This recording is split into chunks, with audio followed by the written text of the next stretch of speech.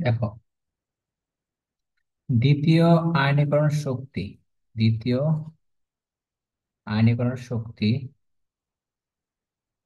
সবচেয়ে বেশি কোনটির?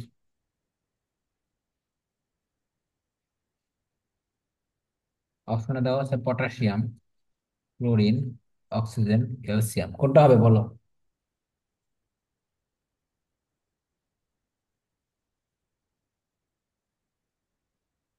দ্বিতীয় আয়নীকরণ শক্তি সবচেয়ে বেশি কোনটার?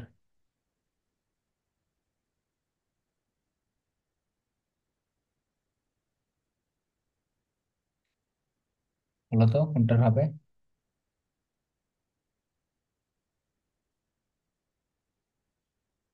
সব তো ভুলে খাইছো, এগুলা পড়াইছি না এগুলা।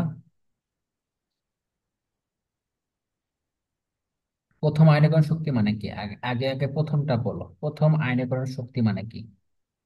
প্রথম আয়নীকরণ শক্তি মানে হচ্ছে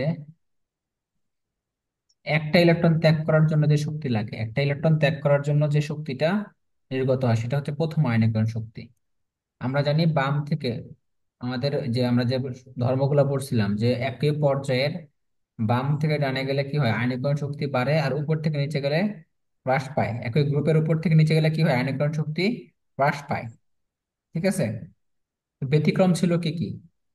ব্যতিক্রম ছিল যে beryllium greater than boron, nitrogen greater than oxygen, magnesium greater than aluminium, আর কি ফসফরাস গ্রেটার দেন সালফার।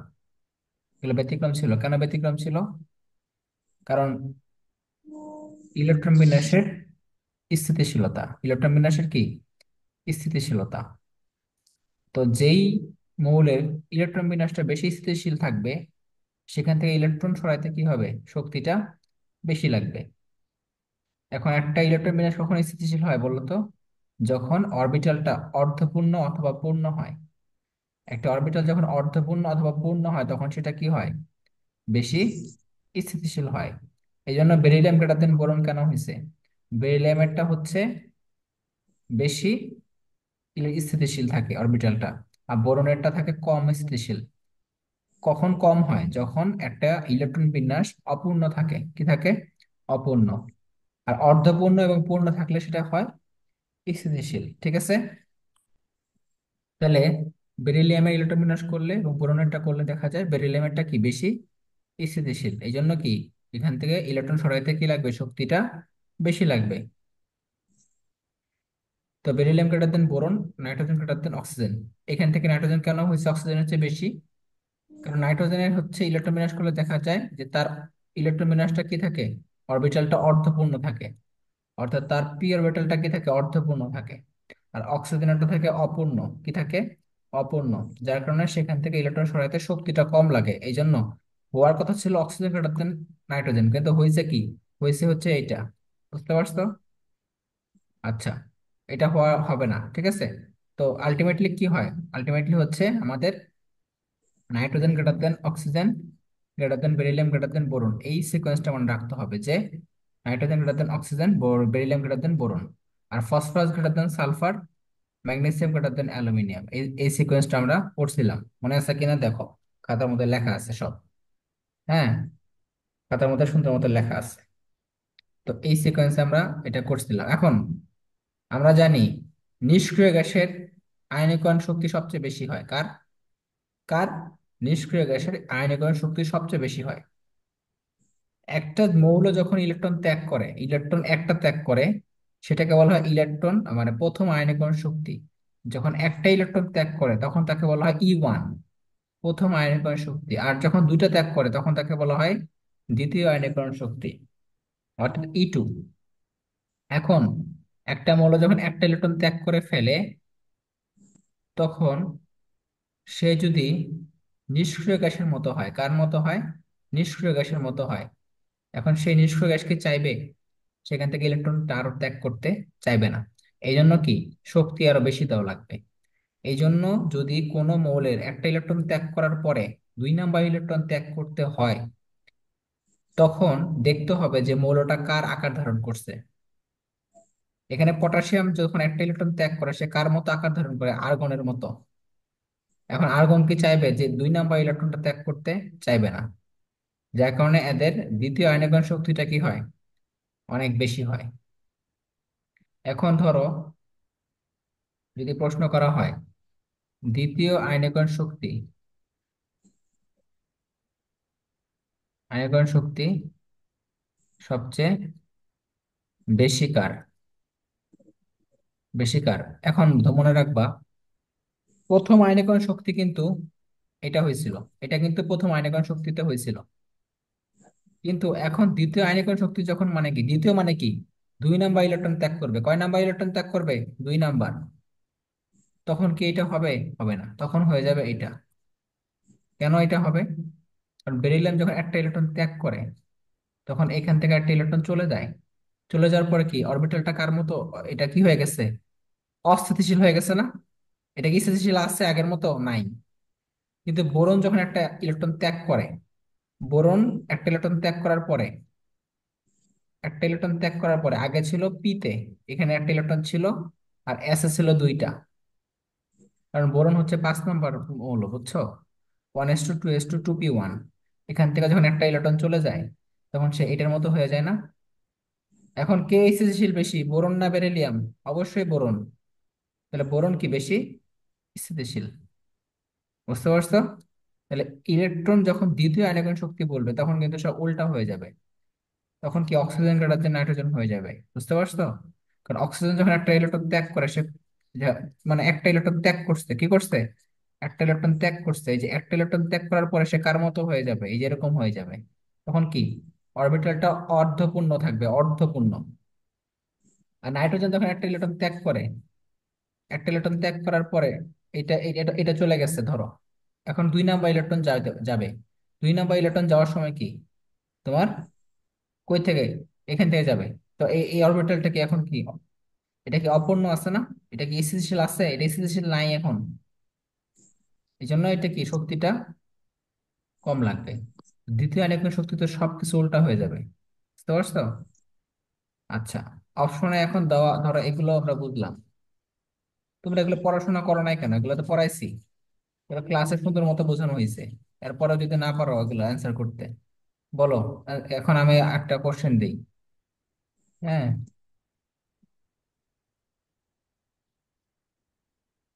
কোনটা উত্তর কোনটা হবে বলো? দ্বিতীয় আয়নকরণ শক্তি সবচেয়ে বেশি কোনটার হবে বলো?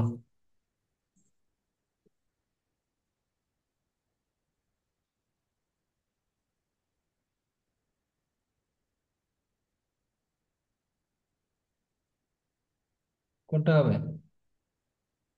দ্বিতীয় আয়নিকন শক্তি কোনটা সবচেয়ে বেশি, কোনটার হবে বলো? বেরিলিয়াম। পড়াশোনা করো, করো কিছু? পড়াশোনা তো করো না কিছু। হ্যাঁ, এখানে বেরিলিয়াম উত্তর হবে, দ্বিতীয় আয়নিকন শক্তি বেরিলিয়ামের বেশি এখানে। হ্যাঁ, ভাইয়া পটাশিয়াম হবে। পটাশিয়াম কেমনে হয়? হ্যাঁ, পটাশিয়াম কেন হবে?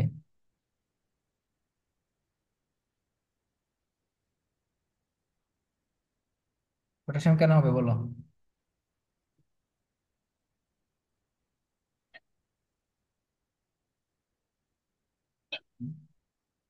পড়াশোনা তো করো না কিছু। হ্যাঁ, সোডিয়াম হবে উত্তর, সোডিয়াম। কথা কি ছিল? কথা ছিল হচ্ছে নিষ্ক্রিয় গ্যাসের কি আয়নীকরণ শক্তি বা আয়নীকরণ বিভব সবচেয়ে বেশি কি? সবচেয়ে বেশি। পটাশিয়াম যখন একটা ইলেকট্রন ত্যাগ করে, মনে করো একটা ইলেকট্রন ত্যাগ করার পরে সে কার মতো হয়েছে? আর্গনের মতো। আর সোডিয়াম একটা ত্যাগ করার পরে কার মতো হয়েছে? নিয়নের মতো। এখন তাকে আরেকটা ইলেকট্রন ত্যাগ করতে হবে। কটা ইলেকট্রন? আরেকটা 2 নাম্বার ইলেকট্রন ত্যাগ করতে হবে। এটা আর্গনের বেশি হবে না নিয়নের বেশি হবে? নিয়নের বেশি হবে না? নিয়ন উপরের দিকের বলো না? উপর থেকে নিচে গেলে কি হয়, আয়নীকরণ শক্তি কমে না? তা আর্গনেরটা কি কম হবে না? নিয়নেরটা বেশি হবে না? বেসিক সেন্স নাই?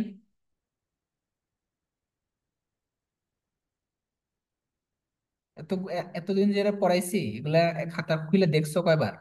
হ্যাঁ, কয়বার কয়বার দেখছো? এই অধ্যায় গ্যাপ পড়লে বুঝবা কেমন লাগে। এই অধ্যায় যে কত ইম্পর্টেন্ট এটা এখন বুঝবা না। হ্যাঁ, এখন বুঝবা না এই অধ্যায়ের ইম্পর্টেন্সটা। এই অধ্যায় হলো সব বেসিক, সবকিছু বেসিক হচ্ছে এই অধ্যায়।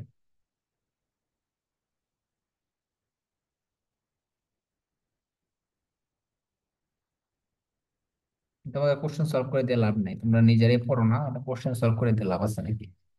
নিজেরা না পড়লে কোশ্চেন সলভ করে কোনো লাভ নাই। বুঝতে পারছো?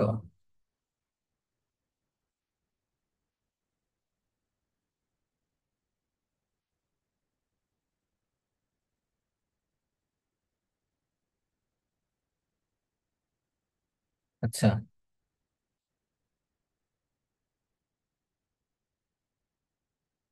কোন টাইপ ব্লক মৌল বলো? কোন টাইপ ব্লক মৌল? এখানে কোন টাইপ ব্লক মৌল?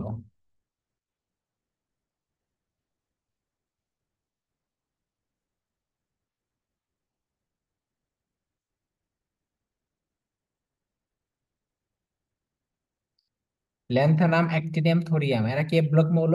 এরা এফ ব্লক মৌল না। তাহলে কোনটা মৌল? এটা সেরিয়াম। এই ল্যান্থানাম, অ্যাক্টিনিয়াম এবং থোরিয়াম এরা কিন্তু এফ ব্লক মৌল না। এফ ব্লকের মৌল কয়টা? বলো, এফ ব্লকের মৌল কয়টা? বলো তো, এফ ব্লকের মৌল কয়টা? 27টা। ডি ব্লকের কয়টা? 41টা। পি ব্লকের কয়টা? 36টা। আর এস ব্লকের 14টা।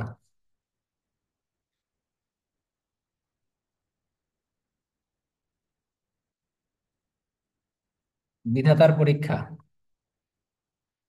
বিধাতার পরীক্ষা দিয়ে কি পড়াইছিলাম না? হ্যাঁ, কি পড়াইছিলাম? বিজারণ ক্ষমতা বা বিজারণ ধর্ম বা ক্ষমতা, ধাতব ধর্ম, পারমাণবিক আকার, আর ক্ষার ধর্ম। এই চারটা ধর্ম একই পর্যায়ের বাম থেকে টানা গেলে কমে না বাড়ে বলো? সাবা বলো তো। একই পর্যায়ের বাম থেকে ডানে গেলে কি হবে, কমে না বাড়ে? হ্যাঁ, কমে। কমে। হ্রাস পায়, ঠিক আছে, হ্রাস পায় বা কমে। আর উপর থেকে নিচে গেলে একই গ্রুপের উপর থেকে নিচে গেলে কি হয়? বাড়ে। ঠিক আছে, মনে থাকবে।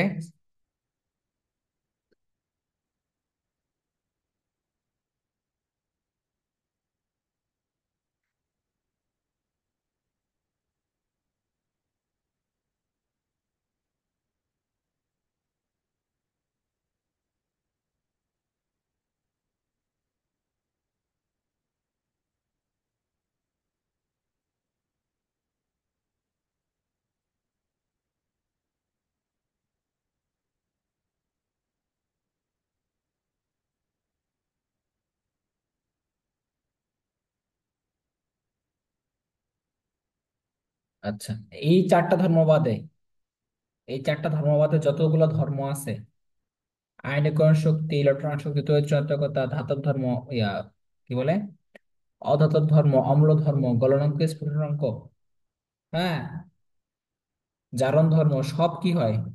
একই পর্যায়ে বাম থেকে ডানে গেলে বাড়ে, আর উপর থেকে নিচে গেলে কমে। কতবার পরে আসছে এটা?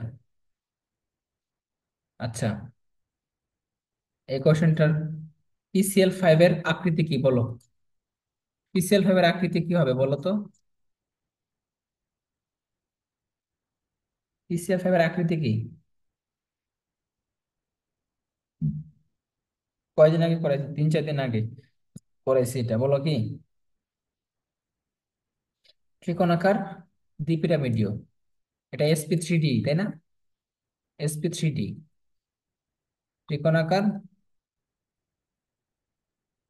দ্বিপিরামিডীয়। দেখো, এটা এটা বলো। এখানে এই যৌগে মুক্তজোড় কয়টা আছে বলো? মুক্তজোড় কয়টি বলো তো? একটা মুক্ত জোড়। একটা মুক্তজোড় কয়টা? একটা। ঠিক আছে। এখানে কি সংকরণ ঘটে? sp3 d3, sp3 d3। এবং মুক্তজোড় কয়টা? একটা, কয়দিন আগে করাইছি এটা। আচ্ছা, তারপর দেখো, বন্ধন কোণের একটা ক্রম মনে রাখবা। বন্ধন কোণের ক্রম, এটা যেগুলো করাইতেছি বেশিরভাগই হাজার সেটা বইয়ে আছে। ঠিক আছে। ক্রম, এটা হচ্ছে মনে রাখবা, যদি আকার বৃদ্ধি পায় বন্ধন কোণের মান কমে। বন্ধন কোণের মান কি হয়? কমে। ঠিক আছে। আকার বাড়লে, হ্যাঁ, মোড়ের আকার বাড়লে এবং তড়িৎ ঋণাত্মকতার মান যদি কমে, তাহলে কি হয়? আকার বন্ধন কোণের মানও কমে। ঠিক আছে। তাহলে আকার বাড়লে এবং তড়িৎ ঋণাত্মকতার মান কমলে বন্ধন কোণ কমে। আকার বাড়লে এবং তড়িৎ ঋণাত্মকতার মান যদি কমে যায়। ঠিক আছে। এদের সবার মধ্যে কিন্তু sp3 সংকরণ, এদের সবার মধ্যে কিন্তু sp3। ঠিক আছে। বাট বন্ধন কোণের মধ্যে ভিন্নতা আছে। যেমন দেখো এইখানে NH3 তে এটা হচ্ছে 107 ডিগ্রি। কত ডিগ্রি? 107 ডিগ্রি। এটা হচ্ছে কত? এটা হচ্ছে তোমার ইয়া কত, 94 ডিগ্রি, 94। আস্তে আস্তে কমতেছে, বুঝছো? কমতে থাকবে। আচ্ছা,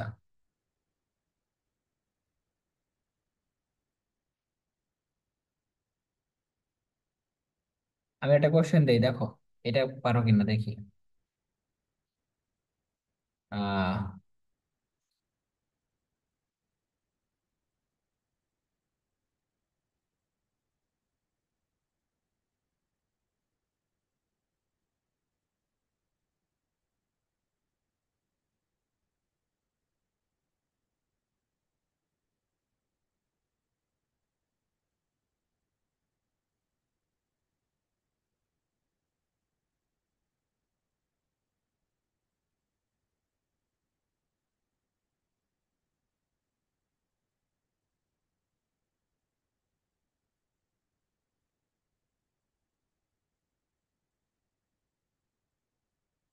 কোনটা সঠিক বলো? বন্ধন কোণের ক্রম কোনটা সঠিক বলো? বন্ধন কোণের ক্রম কোনটা সঠিক? কোনটি সঠিক বলো?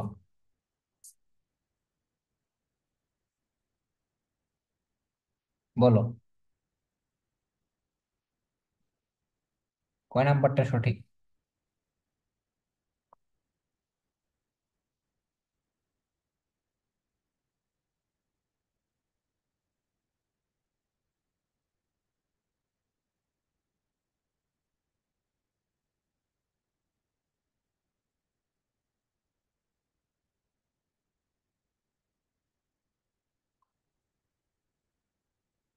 বের করো, হিসাব করো কত।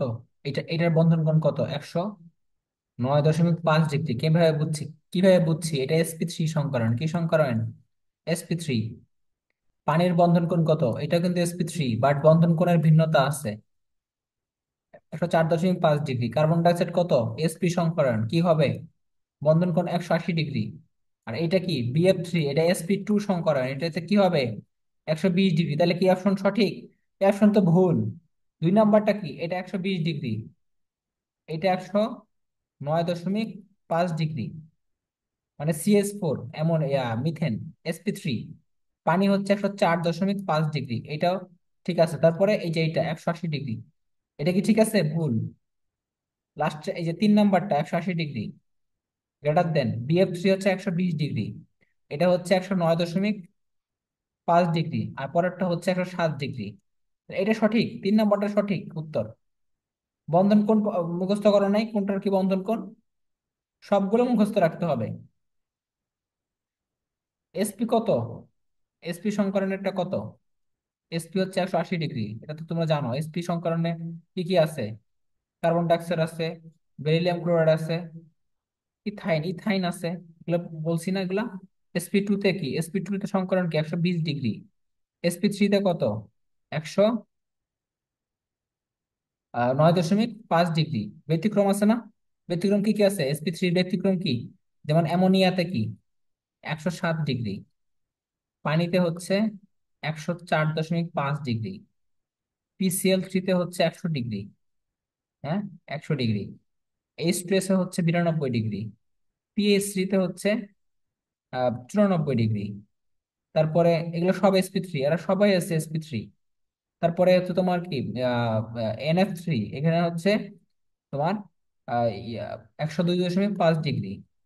এগুলো এগুলো বলছি না, খাতার মধ্যে লেখা আছে না? বলতে পারো না কেন? বন্ধন ক্রমের ক্রম শিখতে হবে না, কোনটার ক্রম? এটাতে প্রশ্ন আসে অনেক। বন্ধন কোণ থেকে মানগুলো মুখস্থ রাখতে হবে, উদাহরণ মুখস্থ রাখতে হবে যে কোনটার বন্ধন কোণ কত।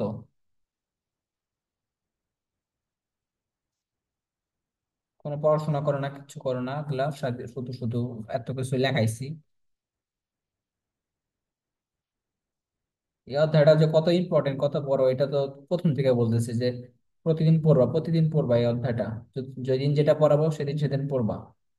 হ্যাঁ, পড়াশোনা নাই তো।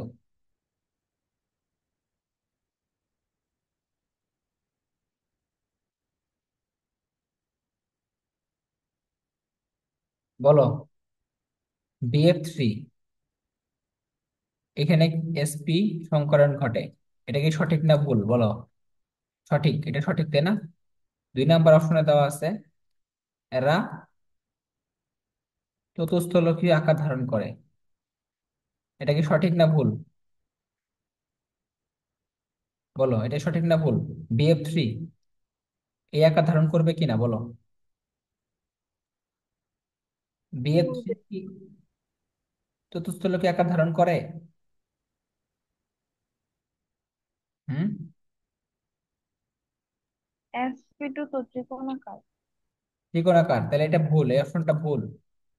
3 নাম্বার অপশনে আছে হচ্ছে NH3 এর সাথে সন্নিবেশ বন্ধন গঠন করে, সন্নিবেশ বন্ধন গঠন করে। এটা কি সঠিক না ভুল বলো? এটা কি সঠিক কিনা ভুল বলো?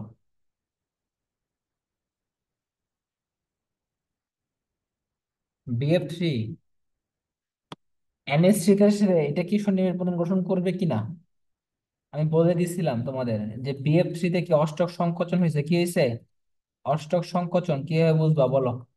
অষ্টক যে সংকোচন হয়েছে বুঝবা কেমনে? এদের বন্ধন জোড় ইলেকট্রন কয়টা দেখো, বন্ধন জোড় ইলেকট্রন হচ্ছে 6টা। কিভাবে বুঝছো? কারণ বোরনের সাথে ক্লোরিন কি করছে, বন্ধন গঠন করছে। বোরনের শেষ কক্ষপথে ইলেকট্রন কয়টা আছে? শেষ কক্ষপথে 3টা ইলেকট্রন আছে। কয়টা ইলেকট্রন? 3টা। এখানে দিছে একটা, এখানে একটা, এখানে একটা। আর ফ্লোরিন দিছে একটা করে, ফ্লোরিন একটা করে দিছে। তাহলে বন্ধন জোড় কয়টা আছে এখানে? 6টা। অষ্টক পূর্ণ হয়েছে? অষ্টক পূর্ণ হয় নাই। অষ্টক পূর্ণ হয় নাই, তাহলে অষ্টক সংকোচন হয়েছে। 8টার চেয়ে কম আছে। তাহলে ও কি চায় না যে আমি এই অষ্টকটা পূর্ণ করি? তখন কি করে? এই যে অ্যামোনিয়ার মধ্যে কি আছে, অ্যামোনিয়ার মধ্যে একটা মুক্তজোড় আছে। অ্যামোনিয়ার মধ্যে যে এই মুক্তজোড়টা আছে, ও তখন কি করে এই BF3 কে একটা মুক্তজোড় দিয়ে দেয়। একটা মুক্তজোড় দিয়ে দেয়, শেষ। তারপরে সন্নিবেশ বন্ধন গঠন করবে। সন্নিবেশ বন্ধন মানে কি? যে ইলেকট্রন একজন নিবে। কেন নিবে? কারণ তার প্রয়োজন। বাট সে কাউকে দিবে না কিছু, শুধুমাত্র একজনই নিবে, আরেকজন কোনো কিছু নিবে না। ঠিক আছে, এটা হলো সন্নিবেশ বন্ধন। সমযোজী বন্ধন মানে কি? ইলেকট্রন শেয়ারের মাধ্যমে করে। কিসের মাধ্যমে করে? ইলেকট্রন শেয়ারের মাধ্যমে করে।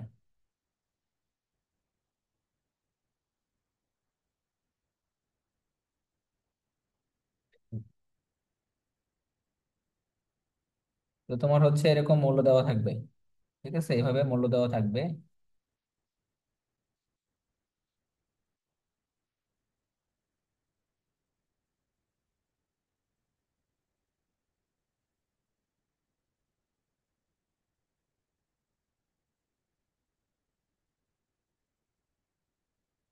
পর্যায়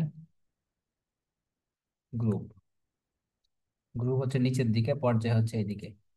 এটা 2 নাম্বার পর্যায়, 3 নাম্বার পর্যায়, আর গ্রুপটা হচ্ছে এটা 13 নাম্বার গ্রুপ। হুম। এটা হচ্ছে ডাব্লিউ,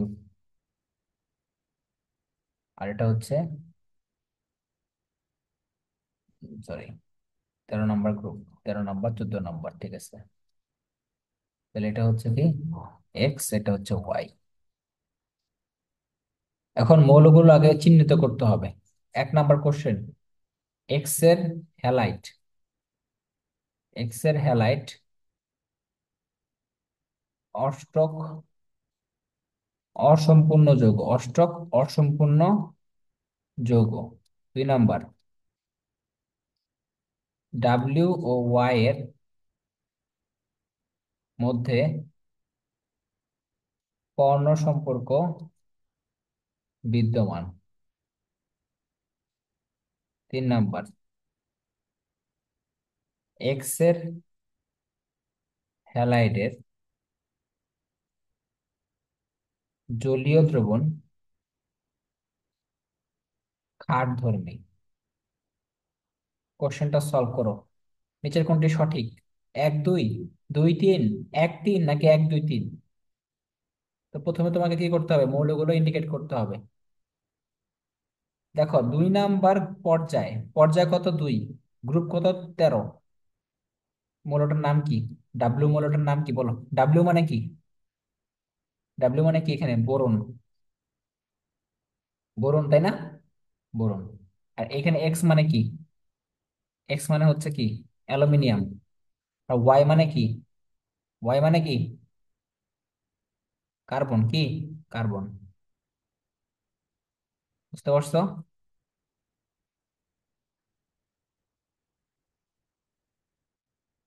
কার্বন না, সরি, কার্বন না তো কি? কার্বন না, কি এটা হবে? সালফার হবে, যেহেতু 3 নাম্বার পর্যায়ে সালফার হবে, হ্যাঁ, সালফার।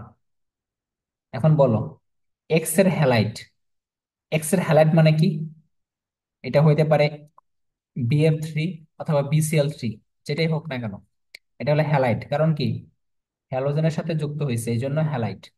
এই হ্যালাইটটাকে অষ্টক অসম্পূর্ণ না? এটা কিন্তু অষ্টক অসম্পূর্ণ। অষ্টক সংকোচন হয়েছে এখানে। কারণ এখানে 8টার চেয়ে কম ইলেকট্রন আছে, এদের বন্ধন জোড়ে কি আছে? 8টার চেয়ে কম ইলেকট্রন আছে, তো এটা অষ্টক অপূর্ণ বা অসম্পূর্ণ। এটা সঠিক। ডাব্লিউ এবং ওয়াই এর মধ্যে কর্ণ সম্পর্ক বিদ্যমান, সঠিক কিনা বলো? ডাব্লিউ হচ্ছে বোরন, ওয়াই হচ্ছে সালফার, এদের মধ্যে কর্ণ সম্পর্ক আছে? আছে, অবশ্যই আছে। কিভাবে বুঝছো? কারণ আমাদের এই যে পড়ছিলাম না, বোরন নিচে থাকবে কি? বোরনের নিচে হচ্ছে তোমার কি? অ্যালুমিনিয়াম। এখানে কার্বন, এখানে, ও এটা তো সিলিকন। সালফার লিখে বসে আছে, এটা হলো সিলিকন। সিলিকন। তারপর কি? ফসফরাস, নাইট্রোজেন, পরে ফসফরাস। কর্ণ সম্পর্ক কাদের মধ্যে হয় বলো? কর্ণ সম্পর্ক হয় এদের মধ্যে, এই যে এদের মধ্যে। বোরন এবং সিলিকনের মধ্যে কি কর্ণ সম্পর্ক আছে? এটা তাহলে সঠিক। কর্ণ সম্পর্ক। আরেকটা জিনিস পড়বা, সেটা কিভাবে বের করবা? বোরন কয় নাম্বার মৌল? 5 নাম্বার মৌল, তাই না? 5 নাম্বার মৌল না? 5-এর সাথে 9 যোগ করবা। 5-এর সাথে কত যোগ করবা? 9। 9 যোগ করলে যে মৌলটা হবে কর্ণ সম্পর্ক তার সাথেই।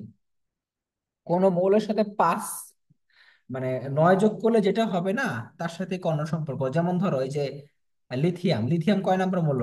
3 নাম্বার মৌল। 3-এর সাথে তুমি 9 যোগ করো। কত যোগ করবা? 9, কত হয়? 12। 12 নাম্বার মৌল কে বলো? ম্যাগনেসিয়াম। লিথিয়াম এবং ম্যাগনেসিয়ামের মধ্যে কি আছে? কর্ণ সম্পর্ক আছে। আবার বেরিলিয়াম কয় নাম্বার মৌল? 4 নাম্বার মৌল। তাহলে 4-এর সাথে 9 যোগ করো, কত হয়? 13 হয়। 13 নাম্বার মৌলটার নাম কি? অ্যালুমিনিয়াম। তাহলে অ্যালুমিনিয়াম এবং বেরিলিয়ামের মধ্যে কি আছে? কর্ণ সম্পর্ক আছে। আর বোরন এবং সিলিকনের মধ্যে পাওয়া যায়। বোরন 5 নাম্বার, 9 যোগ করলে কত হয়? 14। তাহলে এখানে এটা আছে, 1 এবং 2 সঠিক। এখানে 3 নাম্বারটা খেয়াল করো, এক্স এর হ্যালাইট।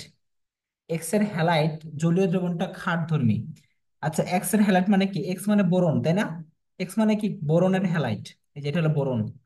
বোরনের হ্যালাইট প্লাস পানি যোগ করো, কি হয়? বলো, বলো কি হয়? প্লাস HCl হয়, কি হয়? HCl, এই যে এটা কি? এটা কি? শক্তিশালী অম্ল, শক্তিশালী অম্ল। তাহলে এই দ্রবণটা কি হবে? অম্লীয় হবে না? অম্লীয় হবে। আর এটা হচ্ছে দুর্বল অম্ল, বা এটা কিন্তু একটা অম্ল, জানো? এটার নাম কি? Boric acid. এটার নাম কি? এটার নাম বোরিক অ্যাসিড। বুঝতে পারছো? তাহলে এই দ্রবণটা কিন্তু অম্লীয় হবে, ক্ষারীয় হবে না। তাহলে বোরন হ্যালাইড যোগ পানি যোগ করলে কি হয়? এটা অ্যাসিডীয় দ্রবণ হয়। কি দ্রবণ হয়? অম্লধর্মী বা অ্যাসিডীয় দ্রবণ হয়। মনে থাকবে। আচ্ছা,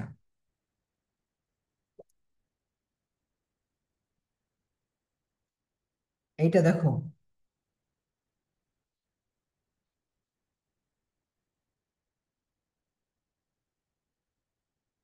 আয়নটা কি? অপশন অষ্টতলকীয়। সঠিক কিনা বলো? এই আয়নটার আকার কি অষ্টতলকীয় কিনা বলো? অষ্টতলকীয় কিনা বলো? বলো।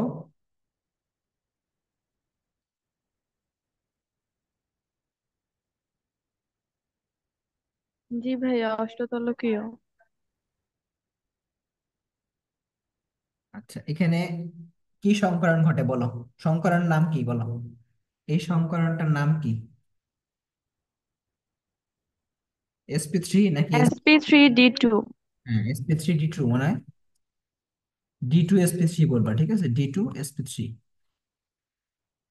তারপরে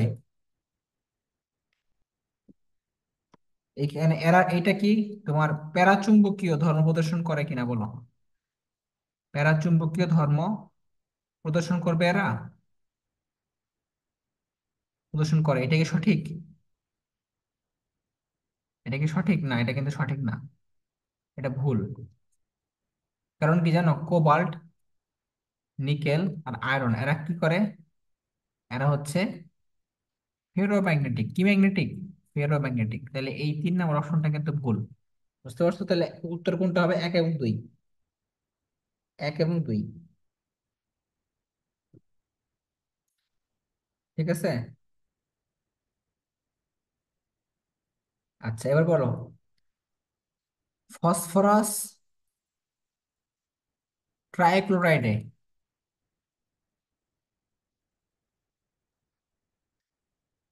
কেন্দ্রীয় পরমাণুর কেন্দ্রীয় পরমাণুর যোজ্যতা স্তরে মুক্ত ও বন্ধনজোড় ইলেকট্রন কয়টি বলো? মুক্ত ও বন্ধনজোড় ইলেকট্রন কয়টি? বলতে পারবা? বের করো।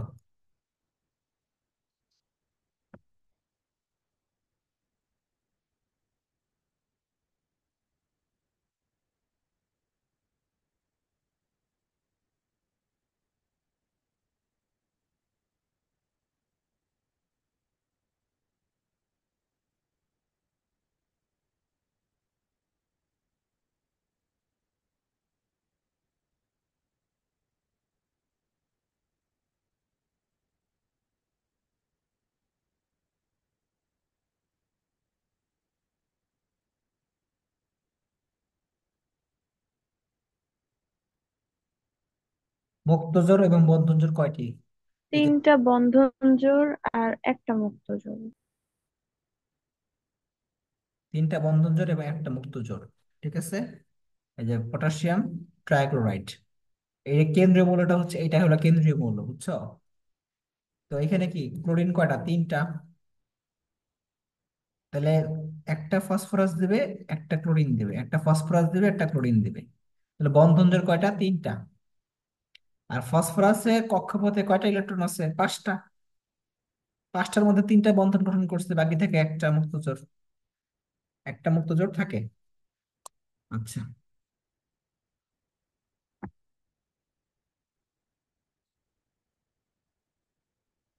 আচ্ছা, এবার বলো।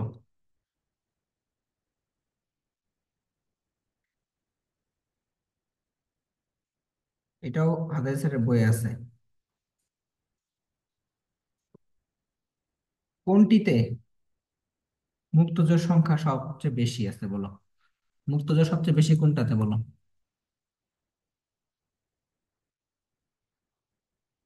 কোনটাতে বলো?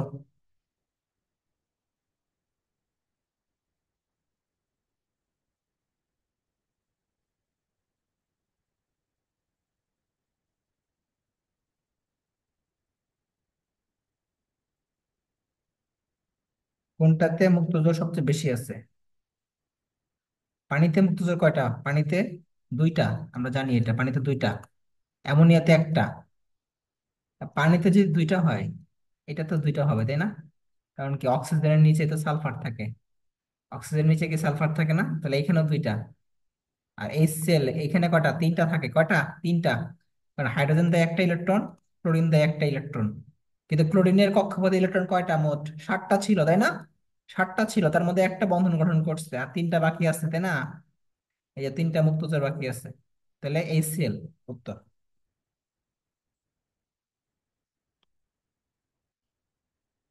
বুঝতে পারছো?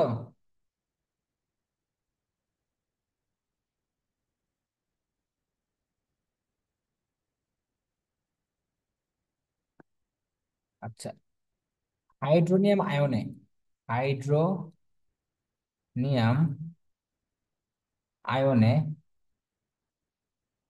কি কি বন্ধন বিদ্যমান? বলো, কি কি বন্ধন বিদ্যমান? কে বলতে পারবা?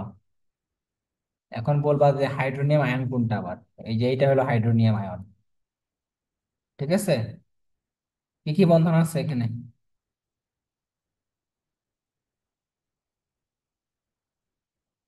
কি কি বন্ধন আছে বলো তো?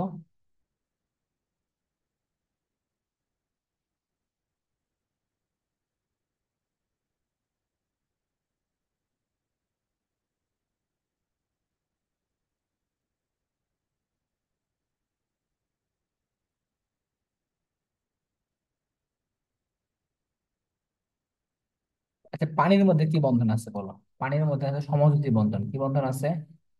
সমযোজী, এটা তো জানা তাই নাকি? হ্যাঁ, সমযোজী বন্ধন আছে। এখন এই পানি থেকে কি হয়েছে? পানি থেকে মূলত এই আয়নটা হয়েছে না? তাহলে এখানে কি বন্ধন আছে? সমযোজী, আর এখানে কি সন্নিবেশ। তাহলে কি বন্ধন আছে? সমযোজী ও সন্নিবেশ বন্ধন আছে। এটা বলতে তখন লাগে। আচ্ছা, বলো নিচের কোন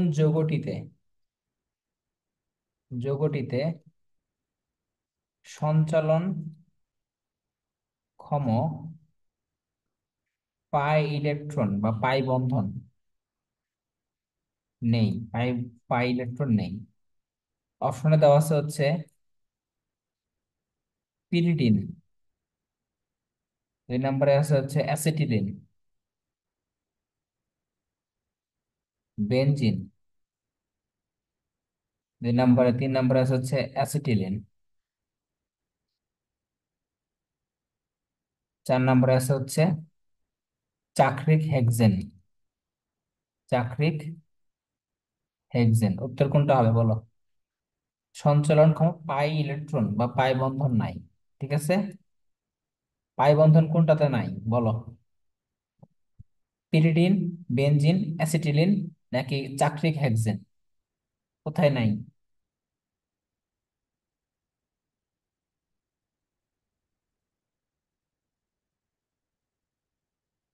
আচ্ছা, পিরিডিনে কিন্তু থাকে, পিরিডিনে থাকবে, ঠিক আছে, এটাতে থাকবে। কারণ কি, এটা হলো বেনজিনের একটা জাতক। বেনজিনের জাতকের কি থাকে? অবশ্যই এর তোমার কি পাই বন্ধন এবং ইলেকট্রন থাকে, সঞ্চরণশীল পাই বন্ধন থাকে। পিরিডিনে থাকবে। বেনজিনে তো sp2 সংকরণ হয়, তো এখানে পাই বন্ধন থাকবে। অ্যাসিটিলিন, অ্যাসিটিলিন মানে কি বলো? এটা মানে হচ্ছে ইথাইন। এটা মানে কি? ইথাইন। ইথাইনে কি পাই বন্ধন আছে না? আছে। চাক্রিক হেক্সেন মানে কি? হেক্সেন মানে হচ্ছে তোমার কি অ্যালকেন। অ্যালকেনে কি, অ্যালকেনের মধ্যে কি পাই বন্ধন থাকে? থাকে না। অ্যালকেনে থাকে না। অ্যালকেন হলো sp3 সংকরণ না? যেমন মিথেন, ইথেন, এদের মধ্যে কি পাই বন্ধন থাকে? থাকে না তো। কার মধ্যে থাকে বলো? sp2, sp, এদের মধ্যে থাকে। ঠিক আছে? তাহলে যে বেনজিন, পিরিডিন, এরা কিন্তু sp2, আর অ্যাসিটিলিনটা হচ্ছে sp3, সরি sp sp সংকরণ। তো এদের মধ্যে তো থাকবেই। এগুলো তো তোমাদের পড়াইছি না, পড়বা ভালো মতো। দেখো, নিচের কোনটি সন্নিবেশ বন্ধন গঠন করে না? সন্নিবেশ বন্ধন গঠন করে না, কোনটি করে না? পানি।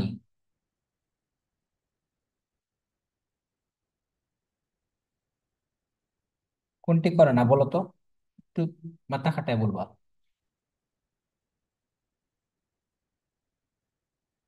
বলো,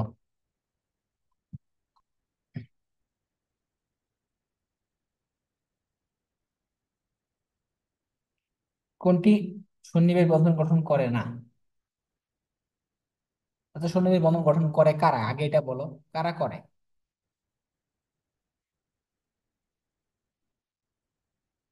কারা করে বলো? যাদের মধ্যে মুক্ত জোড় আছে, অথবা যাদের অষ্টক সংকোচন হয়। কারা করে বলো?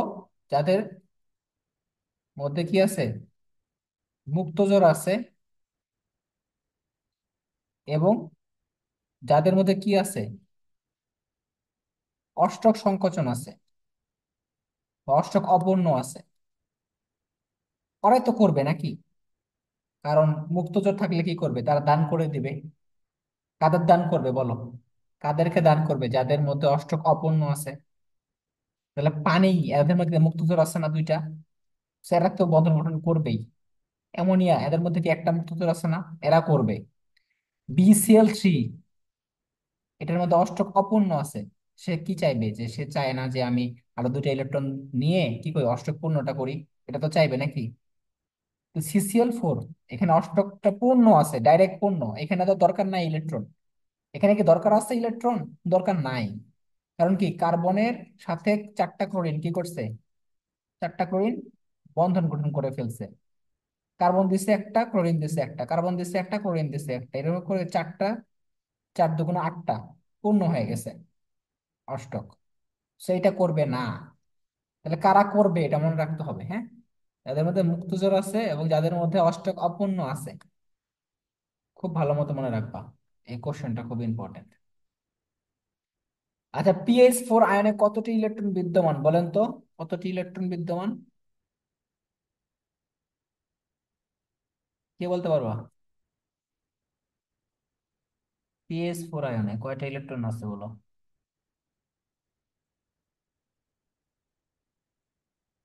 কয়টা ইলেকট্রন আছে? সাদিয়া বলো তো।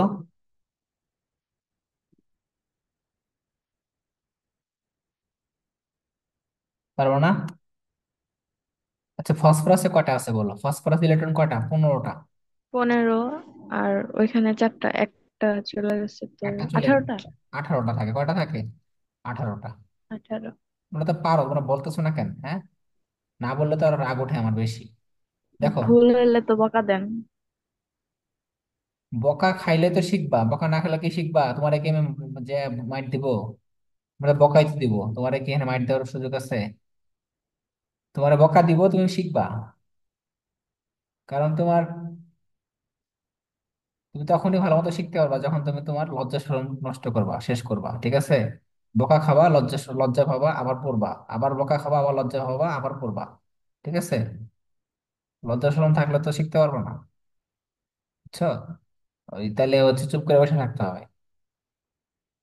দেখো, অবশ্যই এটা এখন বুঝবা না, মেডিকেলে আসলে বুঝবা যে কত পরিমাণ অপমানিত হইতে হয় ভাইবা বোর্ডে গেলে। বুঝতে পারছো? টিচাররা যখন হাসাহাসি করে ভুল অ্যান্সার দিলে, তখন বোঝা যায় যে অপমান কারে কয়। আচ্ছা দেখো,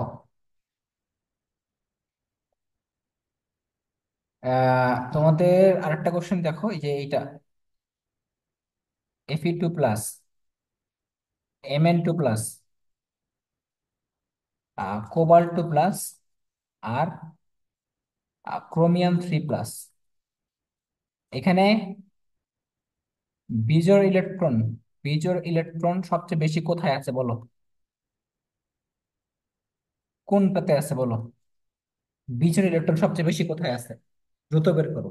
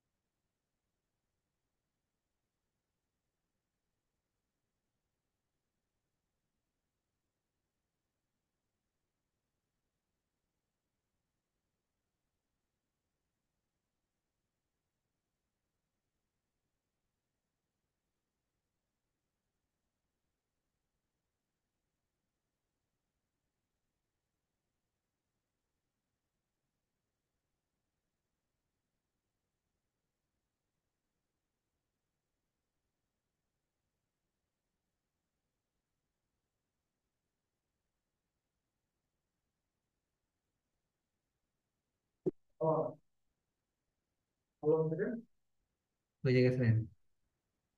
বলো কত হবে, কোনটা হবে বলো।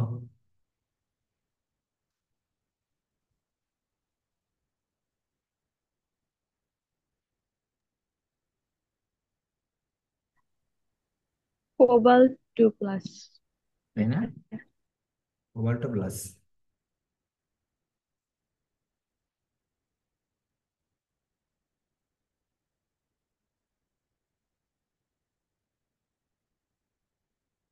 কোবাল্ট প্লাস হবে।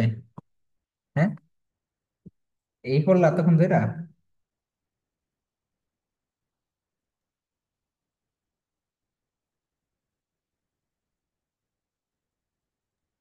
ম্যাঙ্গানিজ 2+। ম্যাঙ্গানিজ টু প্লাস হবে। তাহলে প্রথমে ম্যাঙ্গানিজ টু প্লাস হবে, তারপর হবে ফেরিক টু প্লাস, তারপর হবে কোবাল্ট টু প্লাস, তারপর হবে ক্রোমিয়াম 3+। ঠিক আছে? কিভাবে হয় দেখো। ম্যাঙ্গানিজ কয় নাম্বার মৌল? 25 নাম্বার, তাই না? 25 নাম্বার। তাহলে 3p6, এবং বুঝলাম 3p6 পরে কি 4s2 এবং 3d5। কয়টা ইলেকট্রন গেছে বলো? দুইটা গেছে। তো দুইটা কই থেকে যাবে? এই যে এখান থেকে যাবে, এখান থেকে। এখান থেকে আবার নিও না, ডি থেকে তো যাবে না, আগে যাবে এস থেকে। কেন এস থেকে যাবে বলো? এটা 4 নাম্বার শক্তি স্তর, এটা 3 নাম্বার শক্তি স্তর। 4 নাম্বার থেকে আগে যাবে, পরে যাবে 3 নাম্বার থেকে। তো দুইটা চলে গেছে, থাকে কয়টা? 5টা। এখানে ডি এর মধ্যে 5টা থাকে। কয়টা থাকে? 5টা। 1 2 3 4 5। তাহলে 5টা বিজোড় আছে, 5টা বিজোড় আছে। Fe2+ মানে কি? Fe2+ মানে কি? 3d6 আর 4s2। তাহলে কি, এই যে 4s2 এখান থেকে দুইটা চলে যাবে, তাকে থাকবে কটা? ডিতে থাকবে 6টা। 1 2 3 4 5, এই যে 6। তাহলে এখানে কটা থাকে? Fe2+ 4টা থাকে। আর Mn2+ থাকে 5টা বিজোড় ইলেকট্রন। কোবাল্ট 2+ কটা থাকে? কোবাল্ট, কোবাল্ট মানে কি? কোবাল্ট মানে হচ্ছে তোমার 3d7 আর 4s2। তাহলে এখানে এখান থেকে চলে যাবে দুইটা, থাকবে হলো 7টা। 6 7, এই যে 7, তাহলে থাকবে হলো 3টা মুক্ত জোড়। কয়টা? 3টা বিজোড় থাকবে, 3টা বিজোড়, 3টা বিজোড় থাকবে। আর ক্রোমিয়াম 3+ মানে কি? 3d5, 3d5 4s1। কয়টা চলে যাবে? 3টা। এই যে 4s থেকে যাবে একটা, এটা চলে যাবে। আর 3d থেকে যাবে দুইটা, তাহলে 3d3। মূলত কোবাল্ট 2+ আর হচ্ছে ক্রোমিয়াম 3+-এ 3টা করে থাকে। কয়টা করে থাকে? 3টা করে। আর ম্যাঙ্গানিজ 2+-এ 5টা, Fe2+-এ 4টা। মনে রাখবা, ইলেকট্রন কিন্তু সবার আগে যাবে এস থেকে, 4s থেকে, পরে যাবে 3d থেকে। তোমরা আগে 3d থেকে বের করে পরে 4s থেকে বের করলে জিরো পাবা, জিরো। ঠিক আছে? এই কোশ্চেনটা অনেক অনেক ইম্পর্টেন্ট। বলো।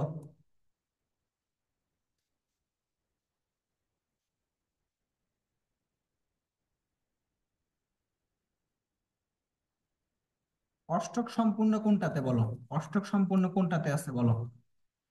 অষ্টক সম্পূর্ণ আছে কোন মৌলে, কোন যৌগে?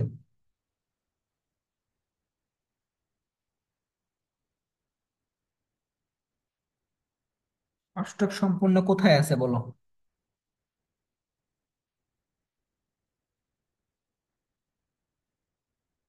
অষ্টক সম্পূর্ণ কোথায় আছে বলো? এখানে কি অষ্টক সম্পূর্ণ আছে BCl3 তে?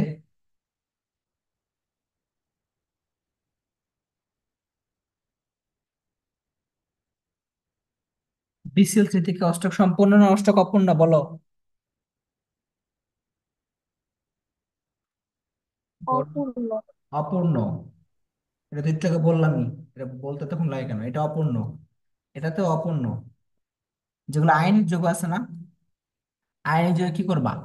এই 3 রে 2 দ্বারা গুণ করবা, তাহলে কয়টা ইলেকট্রন আছে? 6টা। লাগবে কয়টা? 8টা লাগবে। অষ্টক পূর্ণ করতে লাগবে 8টা, তাহলে অষ্টক অপূর্ণ আছে। এটা কি 2 × 2 কত? 4টা লাগে, মানে 4টা আছে, আরো 4টা লাগে। PCl5 মানে কি 5 × 2, কয়টা আছে? 10টা ইলেকট্রন আছে। কয়টা? 10টা। তাহলে এটা অষ্টক অসম্পূর্ণ না, এটা অষ্টক সম্প্রসারণ। এটা কি? অষ্টক সম্প্রসারণ। সম্প্রসারণ মানে কি 8টার চেয়ে বেশি থাকবে, 8টার চেয়ে বেশি। কই কই থাকবে? যেমন PCl5, SF6, IF7, এরা হচ্ছে কি অষ্টক সম্প্রসারণ হয়েছে এখানে, অষ্টক সম্প্রসারণ। আর NH3 তে অষ্টক পূর্ণ, এই যে অষ্টক সম্পূর্ণ আছে একদম। কিভাবে বুঝলা? কারণ নাইট্রোজেনের হচ্ছে কি, তোমার কি শেষ কক্ষপথে কি আছে? 5টা ইলেকট্রন না? তার মধ্যে কি একটা মুক্ত জোড় আছে, আর কি 3টা যে বন্ধন গঠন করে ফেলছে। এবং এটা কিন্তু সমযোজী বন্ধন, এটা কিন্তু সমযোজী বন্ধন। তো এখানে কিন্তু এটা হলো অষ্টক পূর্ণ আছে এখানে, ঠিক আছে? এটা কেন্দ্রীয় মৌলে কি আছে? অষ্টক পূর্ণ আছে। তাহলে অ্যামোনিয়াতে অষ্টক পূর্ণ থাকে।